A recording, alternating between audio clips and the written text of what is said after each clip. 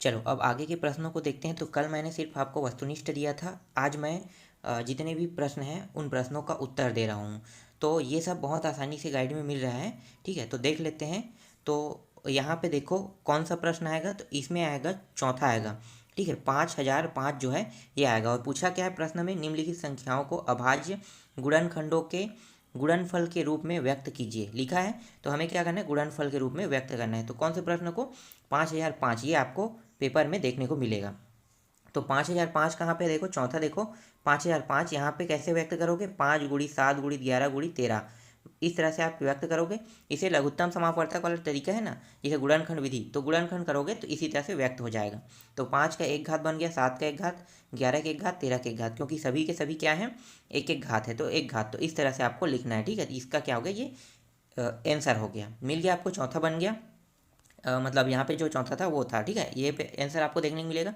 इसके बाद आपको देखने को मिलेगा यहाँ पे देखो, यहाँ भी जो चौथा प्रश्न है ना, 6, 72 और 120, ये भी प्रश्न आपको देखने को मिलेगा। और देखो परीक्षा प्रश्न में, मतलब परीक्षा सेट है उसमें इन्होंने प्रश्न कैसे छांटा है, तो किसी सन में आया ना उसको उठाया है, देखो यहाँ पे।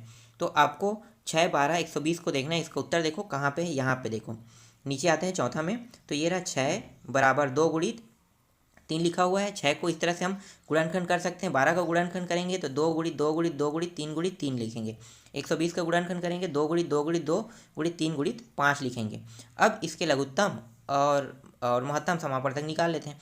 तो SCF निकालेंगे तो देखो सभी में क्या क्या है, तो सभी में 2 आ रहे हैं और 3 आ रहे हैं, तो 2 और 3 को निकाल दें, 6 आ गया।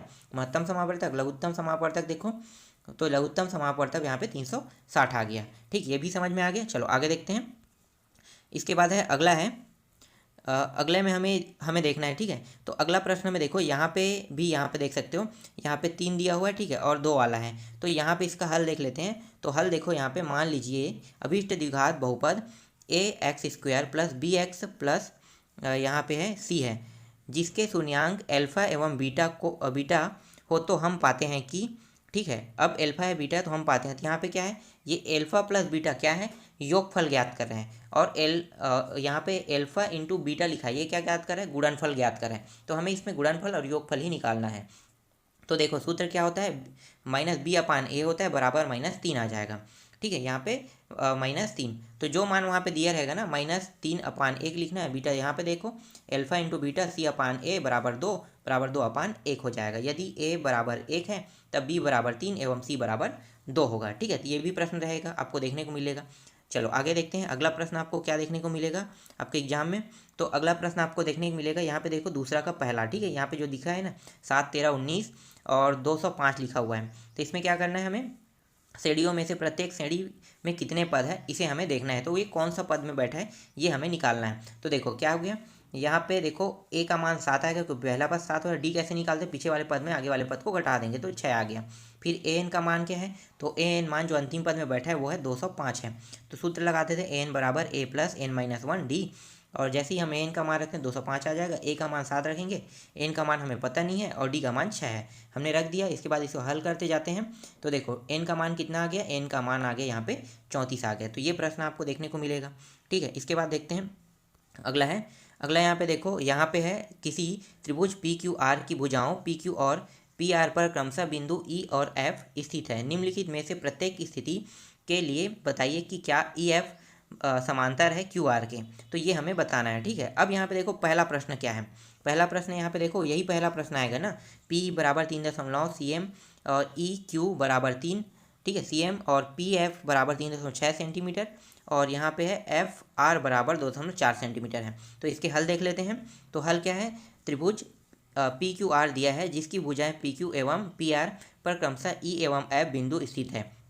देखिए संलग्न आकृति, ठीक है, आकृति आप देख सकते हो। डायरेक्ट आंसर देखते हैं हम लोग।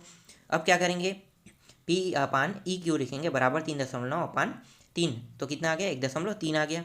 फिर इसी तरह से देखो PF का मान रखेंगे, ठीक है, PF/FR का मान तो 1.5 प्राप्त हो जाएगा। यहाँ पे P/EQ नॉट इक्वल PF/FR, तो यहाँ पे क्या होगा, EF समांतर तो है, ठीक है, QR के, तो ये सिद्ध करना था, तो ये सिद्ध हो गया, ठीक है। अब आगे बढ़ते हैं, और क्या प्रश्न आपको देखने को मिलेगा। तो वो प्रश्न है आपको देखने को मिलेगा। यहाँ पे देखो बिंदुओं के निम्नलिखित युग्मों के बीच की दूरियां ज्ञात करें। तो दूरियां ज्ञात करने वाले में से भी आपको प्रश्न देखने को मिलेगा।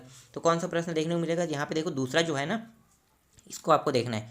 तो दूसरा प्रश्न क्या है? -5, 7 और -1, 3, ये प्रश्न देखने को मिलेगा। तो देखो दूरियां कैसे ज्ञात करते हैं। तो मान लीजिए देखो बिंदु P और Q बना लिया, उसको PQ को गुणा कर देते हैं। तो गुणा करेंगे तो हमें ये वाला सूत्र लगाना है, x2 - x1 का कोष्ठक के अंदर के बाद वर्ग कर दो, और y2 - y1 कोष्ठक बंद के बाद वर्ग और अंडर रूट लगा दो। फिर इनके मानों को रख दो, x1 x2 y1 y2 के मान को रखते हैं। तो यहाँ पे मान आ रहा है 4√2 आ रहा है मात्रक। तो ये इसका आंसर है, ठीक है। ये दूसरा देखने को मिलेगा आपको एग्जाम में। इसके बाद देखो यहाँ पे है x और y के एक ऐसा संबंध ज्ञात कीजिए कि x y बिंदु 3, 6 और -3, 4 से समदूरस्थ है। तो यहाँ पे जो मान है ना, ये वाला जो प्रश्न भी मैं आपको बता रहा हूँ, ठीक है, ये प्रश्न आपको देखने को नहीं मिलेगा, लेकिन यहाँ पे अगर अंक बदल दोगे तो ये भी प्रश्न बन जाएगा। तो अंक बदल देते हैं। तो 3, 6 के जगह में हम रख देते हैं 7, 1 रख देते हैं, ठीक है। 3, 6 की जगह में 7, 1 और -3, 4 की जगह में 3, 5 रख देते हैं। तो क्या होगा? ये प्रश्न आपको देखने को मिलेगा, ठीक है। तो अब देखो हल जो है वो सेम ऐसे ही हल होगा, हल तो चेंज नहीं होगा, सेम टू सेम हल करना है, बस मान को आपको बदलना है। तो जिस के स्थान पे आप मान को बदलोगे उसके स्थान पे आप, मैं जो बता रहा हूँ, 7, 1 और 3, 5 को रख देना है, ठीक है। तो ये प्रश्न आपको देखने को मिलेगा। फिर अगला देखते हैं समांतर श्रेणी में। तो समांतर श्रेणी में 21, 18, 15 का कौन सा पद -81 है, ये भी प्रश्न था। लेकिन ये प्रश्न जो है ये परीक्षा अध्ययन में मैं ढूंढा तो ये परीक्षा अध्ययन में नहीं था, लेकिन ये त्रैमासिक परीक्षा में भी आपका आया था। तो इसको मैं सॉल्व करके दे रहा हूँ, ये भी प्रश्न आपको देखने को मिलेगा, ठीक है। तो हमें ज्ञात क्या करना है? यहाँ पे हमें ज्ञात करना है 81 कौन सा पद है। प्रथम पद देखो, सर्वांतर भी निकाल लिया हमने। Tn का मान कितना है? जो -81 है। जैसे हमने सूत्र लगाया, सूत्र लगा के हल करते हैं तो यहाँ पे टोटल जो मान आ रहा है वो आ रहा है n का मान 35 आ रहा है, ठीक है। ये प्रश्न आपको देखने को मिलेगा। इसके बाद देखते हैं अगला प्रश्न क्या है।